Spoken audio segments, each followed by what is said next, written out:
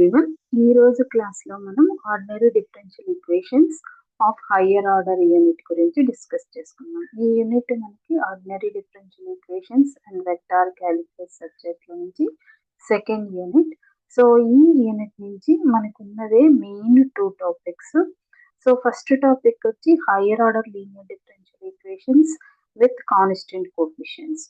ఇందులో మనం non homogeneous terms of the type f of d into y is equal to q of x గురించి discuss చేసుకుంటాం. దీనికంటే ముందు మనం f of d into y is equal to 0కి solution ఎలా చేయాలి, సో కాంప్లిమెంటరీ ఫంక్షన్ మాత్రమే దానికి సొల్యూషన్ అవుతుంది. ఆ తర్వాత పర్టికులర్ ఇంటిగ్రల్ ఎప్పుడు ఫైండ్ అవుట్ చేయాలి అనే దగ్గర నుంచి మనకి మెయిన్ టాపిక్ స్టార్ట్ అవుతుంది. So f of d into y is equal to q of xలో మనకి q of x ఎన్ని టైప్స్ ఉంటాయి? మొత్తం 5 టైప్స్ ఉంటాయి q of x. First one e power ax, second one sin ax or cos ax, third one polynomial in x square ax cube or x square plus x, any polynomial in x. So మనం అక్కడ x power kకి expansion రాసి దానికి particular integral find out చేస్తాం. Next fourth type e power ax into v, fifth type x into v and x power m into v. ఇక్కడ m equal to 1 అయితే xv method and x power m into v అంటే m square, m is equal to 2, 3, 4 up to n ఏదైనా ఉండొచ్చు.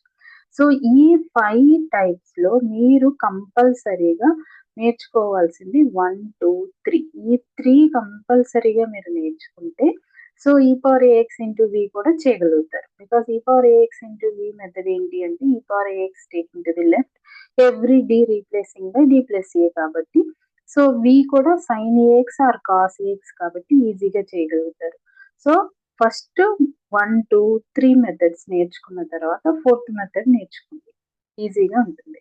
So fifth method మీరు చేయగలిగితే నేర్చుకోండి, లేదంటే okay చాయిస్లో వదిలేసుకోవచ్చు. Next very very very important ఏంటి అంటే ఇందులో మీరు కంపల్సరీగా నేర్చుకోవాల్సిన ఒక టాపిక్, అది method of variation of parameter.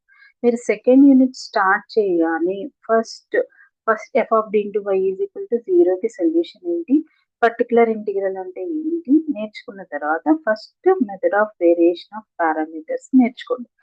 పర్ఫెక్ట్గా వచ్చిన తర్వాత ఈ 3 నేర్చుకొని ఈ మూడిట్లో కూడా దీనికి ఎలా అప్లై చేయాలి అనేది నేర్చుకుంటే ప్రిపరేషన్ ఈజీగా ఉంటుంది.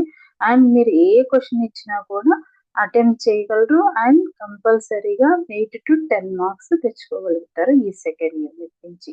ఇది సెకండ్ యూనిట్ టాపిక్స్ అండ్ ఎలా ప్రిపేర్ అవ్వాలి అనే దానికి ఒక రోడ్ మ్యాప్. సో ఈ పాయింట్స్ యూస్ చేసుకొని మీరు సెకండ్ యూనిట్ ప్రిపేర్ అయితే ఈజీగా 10 మార్క్స్ స్కోర్ చేయగలరు.